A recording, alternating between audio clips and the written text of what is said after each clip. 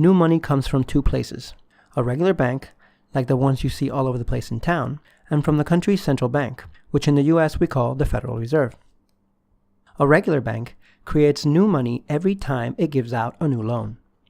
If you've ever borrowed money to buy a new car, a new house, to finance your business, or even just bought something with a credit card, you've received brand new money that bank created out of thin air.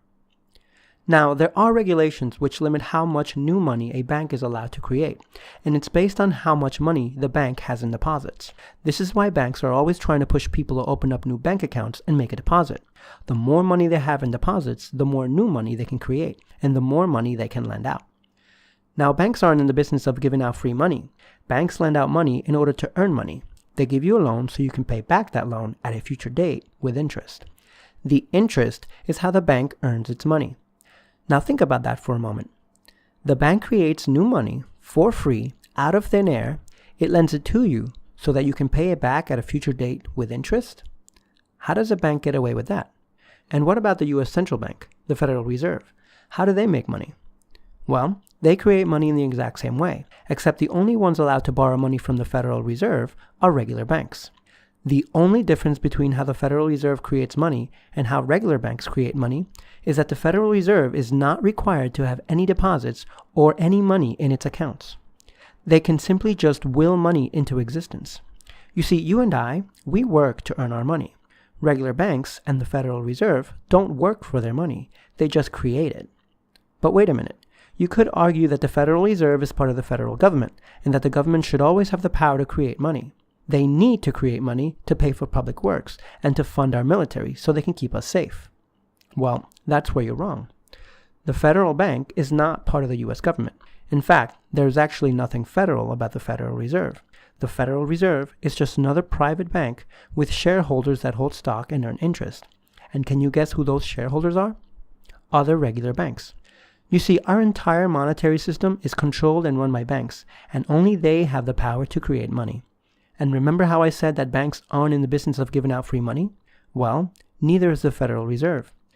The US government gets its money from loans it receives from regular banks. Regular banks get their money by simply creating it or by borrowing it from the Federal Reserve first and then lending it to the government. The money lent to the government must then be paid back at a future date with interest. And where does the government get the money to pay back the loans and interest? From you and I in the form of the income tax. You see, you slave away all year long working for someone so you can earn money to provide for your family. And at the end of the year, you must have saved enough money to pay your income tax so that the government can pay back the money they owe the banks.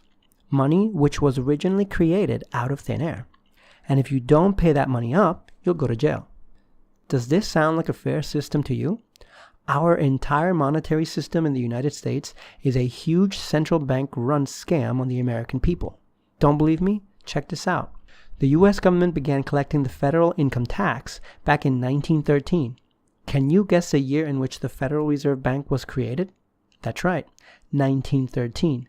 Do you really think this is a coincidence? The founding fathers of the United States of America knew of the scam behind central banks and how devastating they could be to the people of a nation. So much so that they made it unconstitutional for there to be one in America, yet we still have one. But how could this be? How can a nation built upon the principles of freedom be governed by a monetary system of slavery? And how do cryptocurrencies play a role in any of this? Well, like I said, in order to understand the true value of cryptocurrencies, we need to understand the history of money. So, let us begin our story.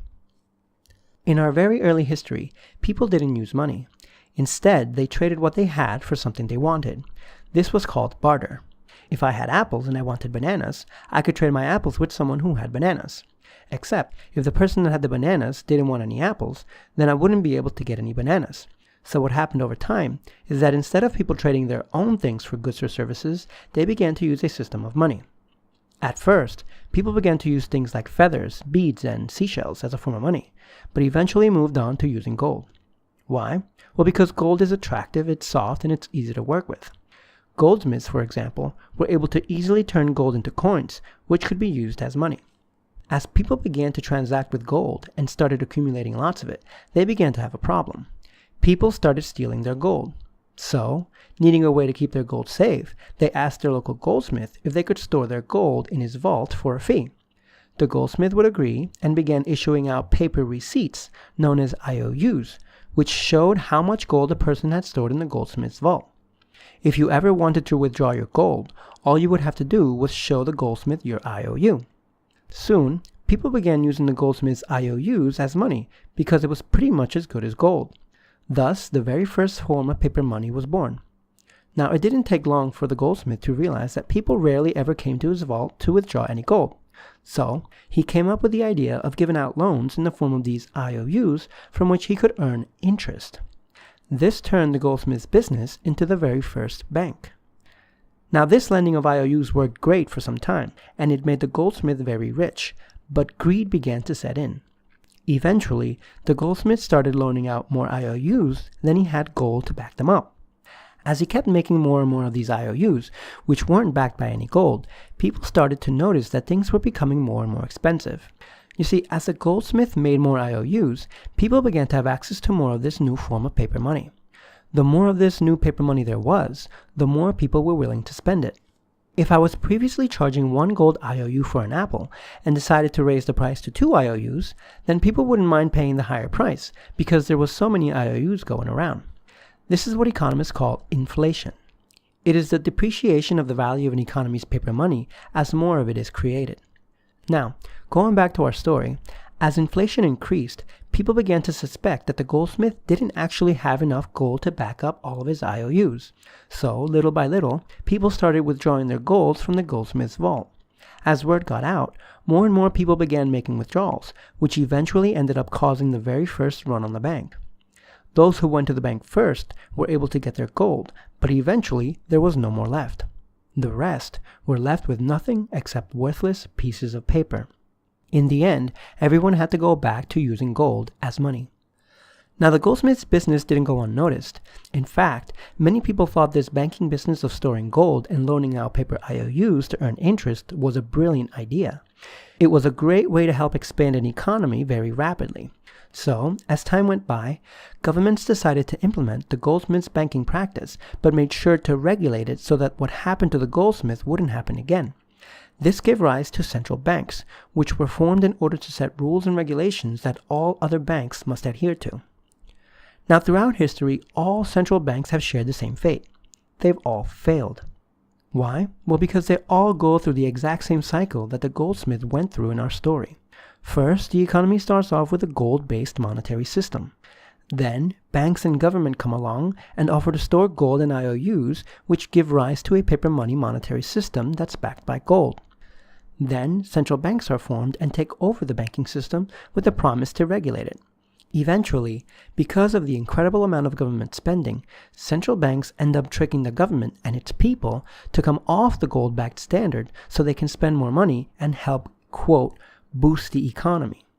This in turn leaves the central banks with absolute control of the monetary system, leaving us with worthless paper money unbacked by anything.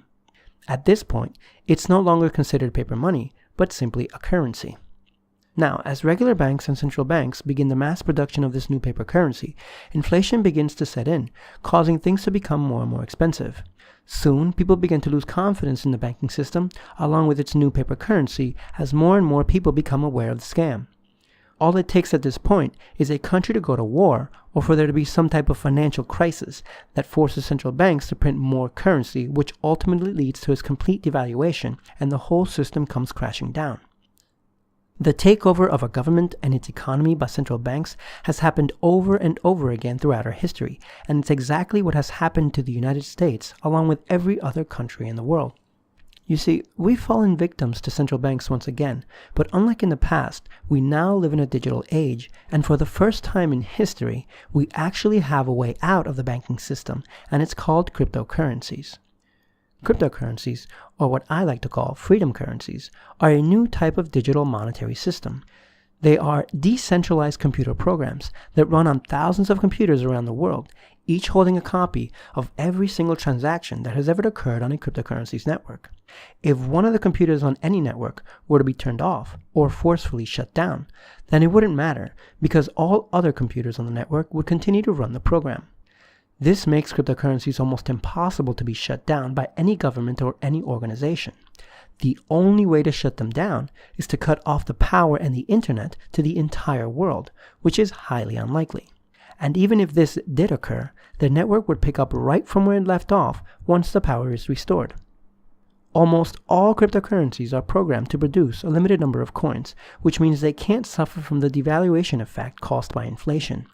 And they are so incredibly secure that even the most powerful computers on Earth are incapable of hacking the network. But here is the most important thing about cryptocurrencies. They completely eliminate the need for us to rely on banks. You see, once you create your own cryptocurrency wallet, all you ever have to do to receive money is to give out your public key. This is the equivalent of giving out your bank account number. To send money, all you need is your private key, which is the equivalent of a highly secure PIN number. As long as you never give anyone access to your private key, your money will always be kept safe on the network. Now, there are many different types of cryptocurrencies out there, each with its own specific use case.